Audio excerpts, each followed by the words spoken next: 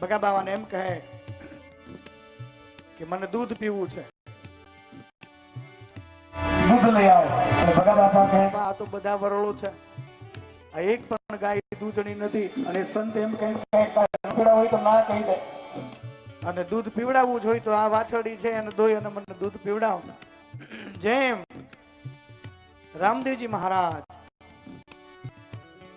હરજી ભાટીને જઈને એમ કહે બકરા દૂધ મને પીવું છે, અને પેલો હરજી ભાટી એમ કહે મહારાજ આમાં એક કે દૂધનું નથી. અને જેમ સિદ્ધ રામદેવજી મહારાજ એમ કહે તું દોવા તો જા. એવી રીતે પહેલો પરચો અને વાછરડીના આંચળમાં દૂધ આવે છે, કમંડળ ભરી અને ભગા બાપા આપે.